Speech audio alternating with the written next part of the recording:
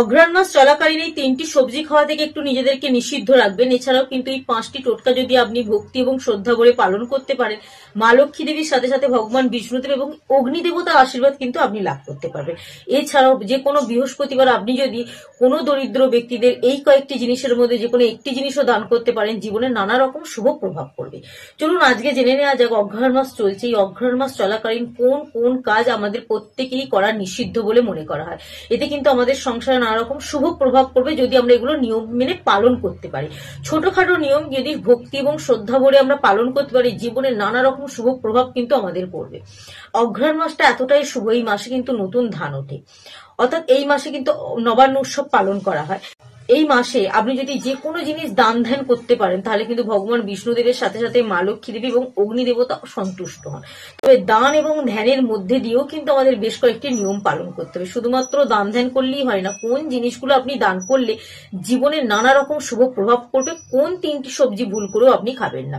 প্রথমেই আপনাদের সাথে আলোচনা করা যাক, এই মাসে যখন আপনি বাড়িতে নতুন ধান নিয়ে আসবেন, কারণ এই মাসে কিন্তু মাঠ থেকে ধান তোলা হয়, আর নতুন ধান সরাসরি কিন্তু আপনি বাড়িতে এনে নিজে খেতে পারেন না, এতে কিন্তু জীবনে নানা রকম অশুভ প্রভাব পড়তে পারে। তো কি করবেন, যখন আপনি বাড়িতে শস্য নিয়ে আসবেন অর্থাৎ ধান নিয়ে আসবেন, আপনাদের জমি থাক, সেই জমি থেকে নতুন ধান আপনাদের বাড়ি আসুক, অথবা আপনি কিনে এই অঘ্রাণ মাস চলাকালীন বাড়িতে ধানের বস্তা নিয়ে এলেন বা চাল নিয়ে এলেন, যখন অঘ্রাণ মাস চলাকালীন ধান বা চাল বাড়িতে কিনে আনবেন, যেদিনই কিনে আনেন না কেন, আপনাকে প্রদীপ জ্বালিয়ে দক্ষিণ কোণে যদি সেই ধান বা চালটিকে রাখতে পারেন, মা লক্ষ্মী দেবীর আশীর্বাদ কিন্তু আপনি লাভ করতে পারবেন। এছাড়াও যখন সেই অন্ন আপনি রান্না করবেন, রান্না করে নিজে খেতে যাবেন, তার আগে আপনাকে মনে রাখতে হবে সেই নতুন ধান অর্থাৎ নতুন যে শস্য উঠে যে ধানটা আপনি অঘ্রাণ মাস চলাকালীন বাড়িতে নিয়ে এলেন, সেই ধান বা চাল থেকে তৈরি প্রথম খাবারটা কিন্তু, অন্নটা কিন্তু আপনি খাবেন না। যে কোনো মন্দিরে গিয়ে আপনি প্রসাদ হিসাবে পায়েস তৈরি করে ভগবানকে নিবেদন করে যে কোনো দরিদ্র ব্যক্তিদের খাওয়াতে পারেন, প্রসাদ হিসাবে দিতে পারেন। এছাড়াও যদি বাড়িতেও আপনি রান্না করে প্রথম জিনিসটা ভগবানকে অর্পণ করতে পারেন, তারপর যদি আপনি খাদ্য হিসাবে গ্রহণ করতে পারেন, জীবনে শুভ প্রভাব কিন্তু আপনার পড়বে। তো অবশ্যই মনে রাখবেন এই দুটো নিয়ম। এর সাথে কি করবেন, এই মাসটা চলাকালীন, অঘ্রাণ মাস চলাকালীন আপনি যখনই ঠাকুর ঘর পরিষ্কার করবেন, ঠাকুর ঘর পরিষ্কার করার সময় জলের মধ্যে গরম জল করবেন এবং গরম জলের মধ্যে কিছুটা পরিমাণ হলুদ মিশিয়ে আপনি সেই জল দিয়ে ঘরটা মুছবেন, ঠাকুর ঘরটা মুছবেন। এতে কিন্তু আমাদের মা লক্ষ্মী দেবী আমাদের সংসারে প্রবেশ করে। তুলসী তলায় কিন্তু আপনারা এই অঘ্রাণ মাস চলাকালীন সকাল এবং সন্ধ্যাবেলা প্রদীপ জ্বালাবেন। তবে কিসের প্রদীপ জ্বালাবেন, সর্ষের তেলের না, ঘিয়ের প্রদীপ জ্বালাবেন। এই অঘ্রাণ মাস চলাকালীন যদি আপনারা ব্রত বা নানা রকম পূজা অর্চনা করেন, আপনারা তো খাদ্য গ্রহণ করবেন, নিরামিষ আহার করবেন।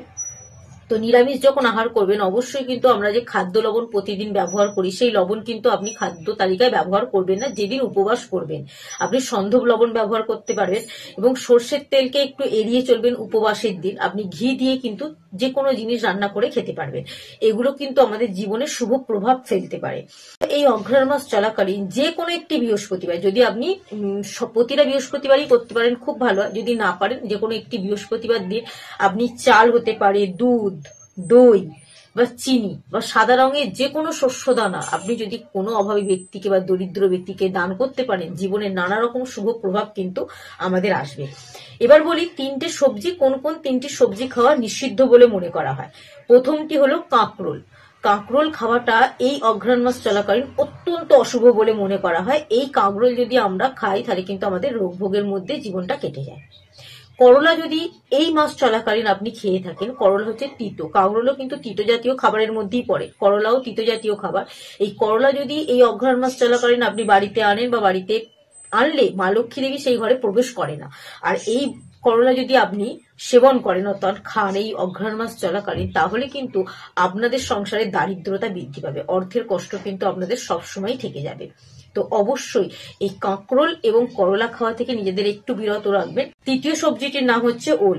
এই মাস চলাকালীন অর্থাৎ অঘ্রাণ মাস চলাকালীন, যেখানে বিষ্ণুদেব, মা লক্ষ্মী দেবী, অগ্নি দেবতার পুজো করা হয়, তাদের আশীর্বাদ পাওয়ার জন্য আমরা এত নিয়ম পালন করি, এই ওল যদি আপনি খেয়ে ফেলেন তাহলে কিন্তু জীবনে নানা রকম অশুভ প্রভাব পড়বে এবং মা লক্ষ্মী দেবী কিন্তু অসন্তুষ্ট হবে। তাই ভুল করেও এই মাস চলাকালীন ওল, কাঁকরোল, করলা খাওয়া থেকে নিজেদেরকে একটু নিষিদ্ধ রাখবেন। এছাড়াও এই মাস চলাকালীন যে কোনো ঠান্ডা জাতীয় খাবার কিন্তু অতিরিক্ত কম খাওয়া উচিত, অতিরিক্ত বেশি খাওয়া কিন্তু এই মাস চলাকালীন উচিত না। যদি এই মাস চলাকালীন প্রতিদিন অথবা সপ্তাহে যদি একটি দিনও আপনি মনে করেন, তাহলে কিন্তু স্নানের জলে হলুদ মিশিয়ে স্নান করবেন। এতে কিন্তু আমাদের মধ্যে থাকা নানা রকম নেতিবাচক প্রভাব কিন্তু দূর হয়। তো অবশ্যই ভিডিওটি কেমন লাগলো জানাবেন। যদি মনে হয় ভিডিওটা থেকে কিছু পরিমাণে কিছুটা জিনিস শিখতে পেরেছেন, তো অবশ্যই কিন্তু যাতে সকলে শিখতে পারে তার জন্য ভিডিওটা একটু শেয়ার করে দেবেন।